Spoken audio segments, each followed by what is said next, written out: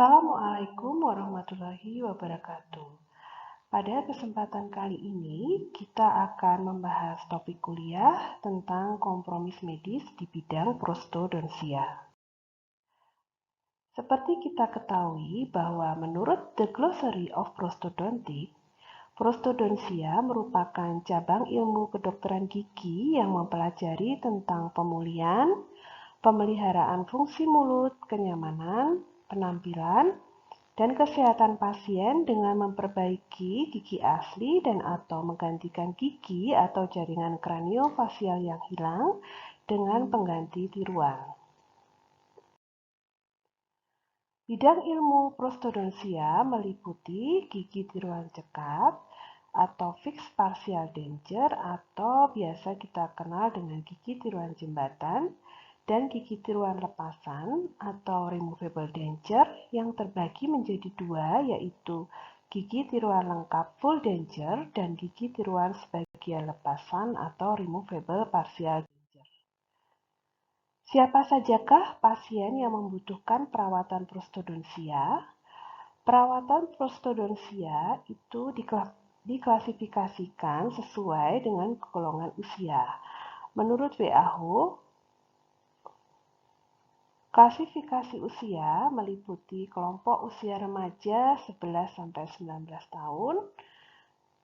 Penyakit yang dimiliki oleh pasien pada kelompok usia tersebut biasanya disebabkan oleh faktor keturunan, tetapi ada juga yang memiliki penyakit kronis seperti hipertensi, asma, diabetes mellitus. Kelompok usia dewasa itu adalah kelompok umur 20-60 tahun, merupakan usia produktif, tetapi biasanya penyakit yang dimiliki meliputi berat badan yang berlebih, diabetes mellitus karena faktor genetik, stroke, hipertensi, kanker. Selanjutnya adalah kelompok lanjut usia atau di atas 60 tahun.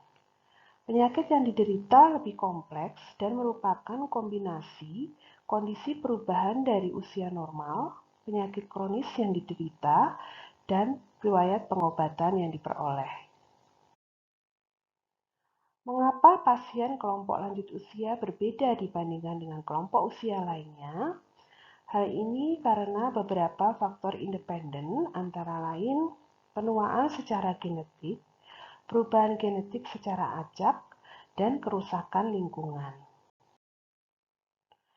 Menurut The American Society of Anesthesiology, terdapat beberapa kategori fisik pasien seperti terlihat pada tabel berikut, dan sebagai seorang dokter gigi, kita harus bisa menggolongkan kondisi fisik pasien sebelum melakukan perawatan. Riwayat kesehatan pasien yang akan dilakukan perawatan prostodontia merupakan hal yang penting terutama pada pasien dengan riwayat penyakit dan pengobatan yang diterima sehingga memerlukan evaluasi untuk keberhasilan setiap tahap perawatan. Pasien kompromis medis adalah pasien yang memiliki suatu kondisi kesehatan umum tertentu, baik fisik, mental, dan atau emosional, yang akan mempengaruhi keseluruhan kondisi tubuh dan akan berimplikasi pada keberhasilan perawatan. Manifestasi penyakit sistemik dapat terlihat pada mukosa mulut dan dipengaruhi oleh sistem imun tubuh manusia. Sebelum melakukan perawatan, kita dapat melakukan screening awal pada pasien dengan kompromis medis terlebih dahulu, melalui pemeriksaan subjektif, pemeriksaan objektif, dan pemeriksaan klinis rongga mulut.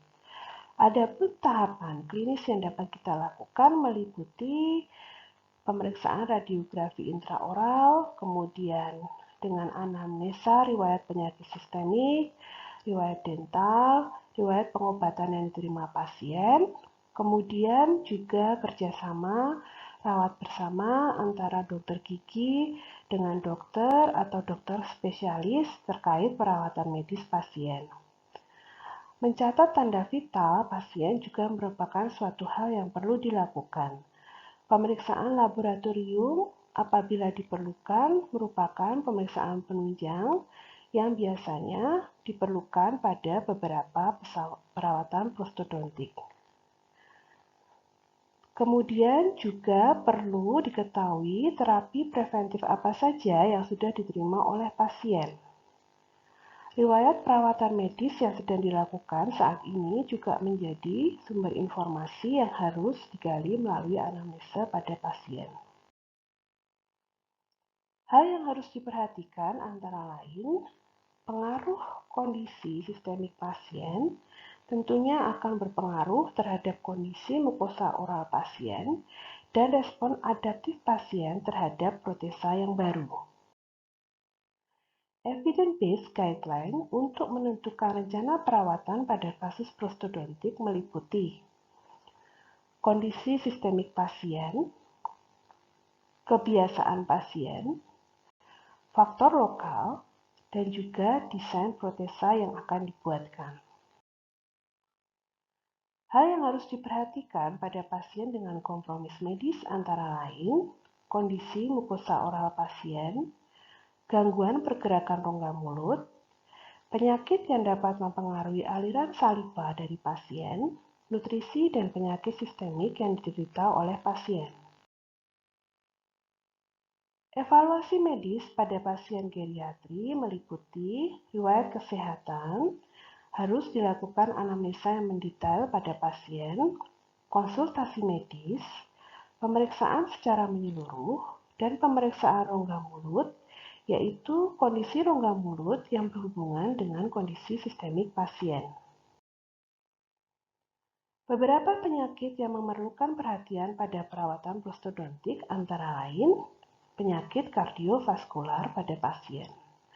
Kemudian juga kelainan endokrin,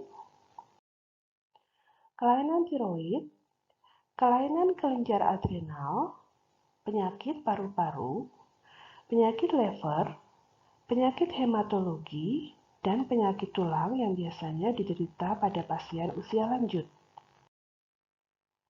Kondisi neurologi dan psikiatrik pasien juga akan mempengaruhi keberhasilan dari perawatan, disfungsi saliva, dan penyakit HIV.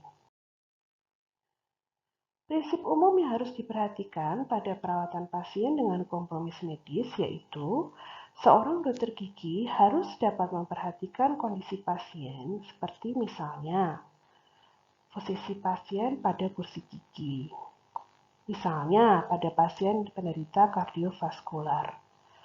Lama perawatan, pada pasien hipertensi diusahakan perawatan lebih singkat karena rasa cemas dapat mengakibatkan kenaikan tensi pasien.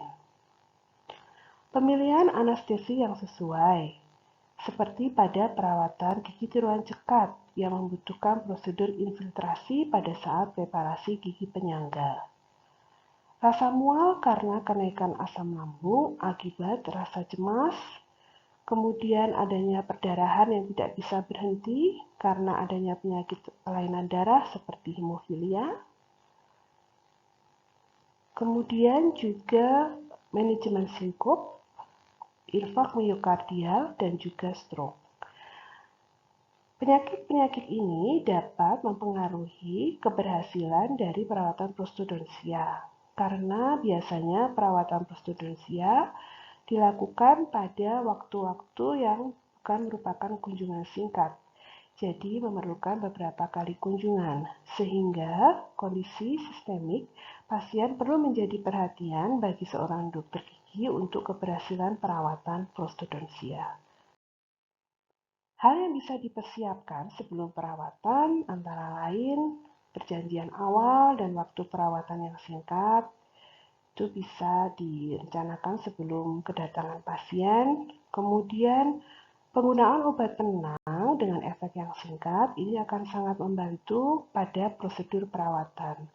Mengurangi prosedur yang dapat memicu stres, misalnya bisa melakukan perawatan dengan diiringi pemutaran musik, kemudian menghilangkan suara-suara yang mengganggu, terutama suara keras dari bur, Kemudian pemberian analgesik bisa setelah perawatan untuk mengurangi rasa tidak nyaman pada pasien dan juga pemberian antibiotik sebelum prosedur pembedahan misalnya pada pembuatan immediate danger.